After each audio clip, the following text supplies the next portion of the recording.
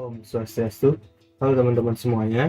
Jadi di video kali ini di sini saya akan membahas mengenai sebuah studi kasus yang cukup penting di dalam dunia keamanan perangkat lunak. Nah, jadi di sini saya akan menelaah bagaimana pengembangan perangkat lunak yang kurang aman itu bisa menyebabkan dampak yang sangat serius bagi pengguna ataupun bagi sebuah perusahaan. Tapi sebelum kita pergi ke penjelasannya lebih detail, izinkan saya untuk memperkenalkan diri terlebih dahulu. Perkenalkan, nama saya Imadi Krisnasatya Utama dengan NIM 2315101034 dari program studi ilmu komputer semester 4 kelas D. Jadi kita langsung saja pergi ke video pembahasan. Nah, jadi kasus ini itu terjadi pada bulan Oktober tahun 2020 yang dimana Cermati.com itu merupakan sebuah platform fintech asal Indonesia yang mengalami insiden kebocoran data secara berkala atau berskala besar. Nah, sebanyak 2,9 juta data pengguna itu dilaporkan bocor dan diperjualbelikan di forum hacker.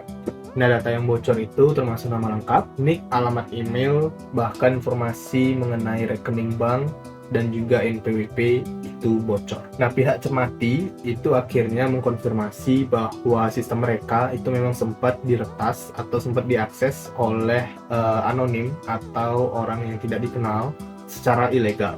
Nah, kasus ini tentunya menjadi sorotan dan juga perhatian yang luas di media. Seperti misalkan CNN Indonesia yang melaporkan bahwa data yang dijual itu secara terang-terangan atau secara terbuka. Nah, sementara CNBC itu juga menyebutkan bahwa nilai yang dijual itu mencapai lebih dari 30 juta rupiah di dark web. Kemudian respon dari pengguna itu juga disorot oleh Cyberthreat ID yang mengungkapkan bahwa rasa kekecewaan dari pengguna itu karena kurangnya komunikasi dari pihak Cermati. Nah, dari sini kita bisa melihat bahwa kebocoran data itu bukan hanya masalah secara teknis, tapi juga krisis terhadap kepercayaan. Nah, jadi apa sih penyebab dari kebocoran data ini? Jadi ada beberapa kerentanan yang muncul atau beberapa penyebab yang muncul dari kebocoran data ini, antara lain yaitu penyimpanan data sensitif tanpa enkripsi yang kuat, sistem keamanan yang tidak mendeteksi bahwa adanya aktivitas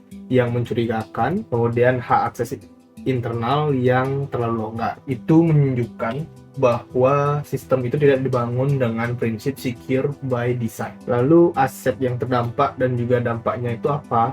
Nah, aset utama yang terdampak itu tentu saja adalah data pribadi dari pengguna. Namun lebih dari itu, reputasi dari perusahaan ini juga ikut tercoreng. Kemudian pengguna itu bisa menjadi korban penipuan, pencurian identitas, atau serangan social engineering. Bagi sebuah perusahaan, risiko hukumnya itu juga sangat besar, termasuk potensi sanksi dari pemerintah dan hilangnya kepercayaan dari publik. Nah, sebenarnya secara teknis, kebocoran ini kemungkinan besar muncul karena kurangnya lapisan enkripsi pada data yang disimpan, serta lemahnya kontrol akses bagi internal. Tidak adanya sistem pemantauan secara real time itu juga membuat pelanggaran ini tidak segera dideteksi atau terdeteksi. Nah, kasus ini menjadi contoh nyata dari bagaimana kurangnya fokus pada keamanan dalam pengembangan awal itu bisa berdampak sangat fatal. Lalu apa sih yang bisa kita lakukan untuk mencegah adanya kebocoran data? Jadi ada beberapa hal yang seharusnya itu dilakukan oleh pengembang untuk mencegah hal ini, mulai dari menggunakan enkripsi end-to-end, mengatur hak akses berbasis peran, kemudian menyiapkan sistem monitoring otomatis, hingga melakukan uji coba atau uji penetrasi secara berkala. Penerapan prinsip Secure Software Development Lifecycle atau